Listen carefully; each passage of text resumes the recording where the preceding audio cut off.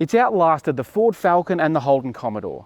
It's seen off countless challenges from around the world, and even amidst this current boom of SUV and ute popularity, it remains one of this country's favourite cars.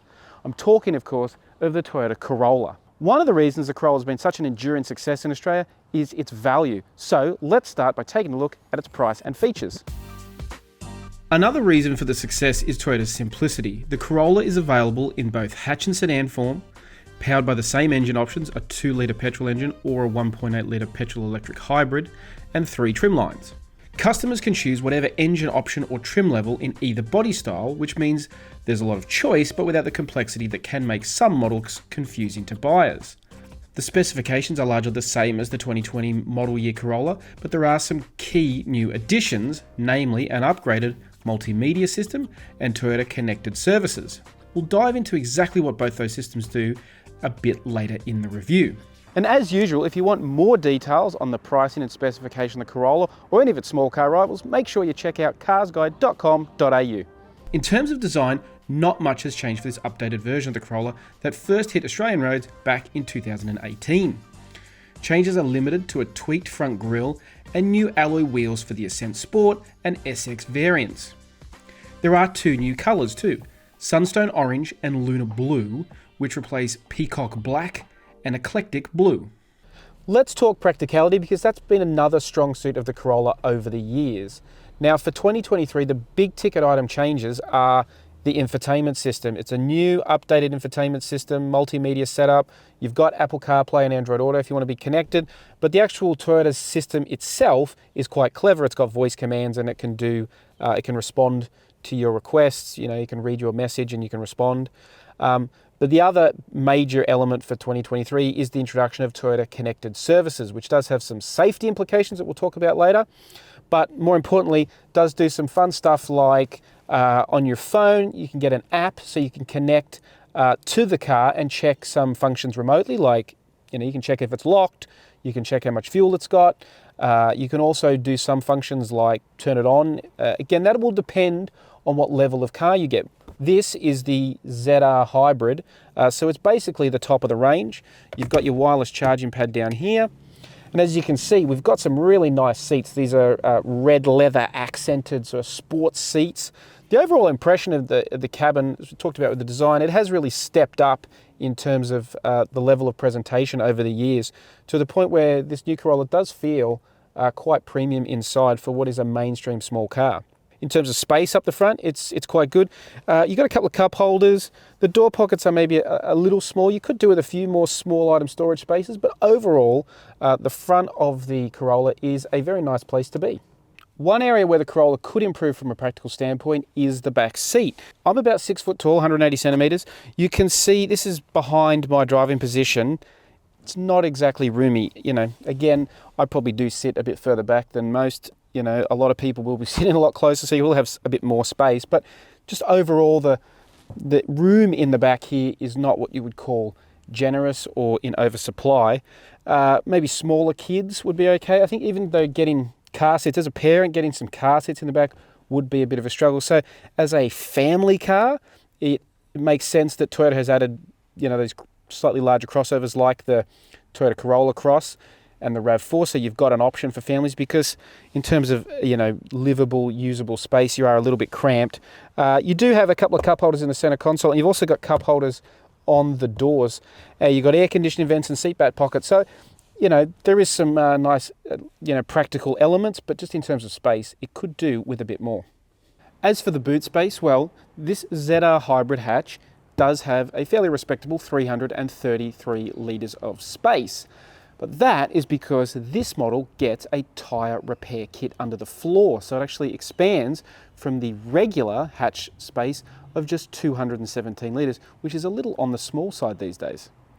Some of the biggest changes for this updated Corolla are under the bonnet, with Toyota introducing its new 5th generation hybrid powertrain. To be honest, it's not the most cutting-edge powertrain you can buy these days.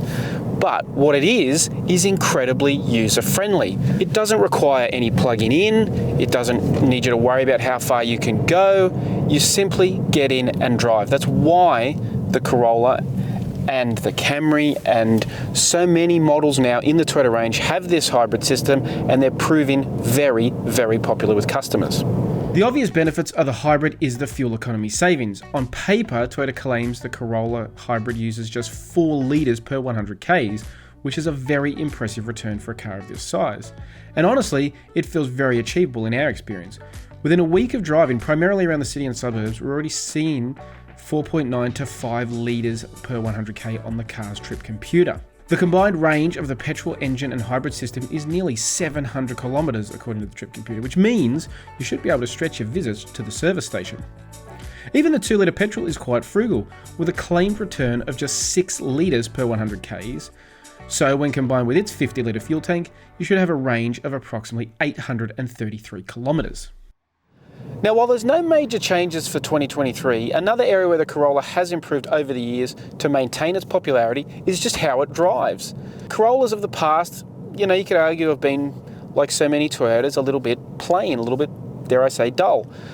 But the Corolla, like so many modern Toyotas, is on the so-called TNGA platform. It's really a methodology rather than a specific structure of metal that allows them to build more dynamically appealing cars. And certainly the new Corolla is, frankly, very pleasant to drive. It's cruisy around town. Like I say, in traffic, it's very efficient. It can be very quiet at times. A lot of the time you can just coast along and the battery and the electric motor will do most of the actual forward momentum. And the petrol engine only kicks in when you really want a bit of a boost, like that. And if you want, you can actually follow along. Toyota's got some handy graphics here to show you how the battery is either discharging or being recharged. And it's quite interesting actually to watch and see the battery go. It's obviously not a huge battery like you get in an electric car, but you can see the battery sort of discharging and charging depending on the conditions.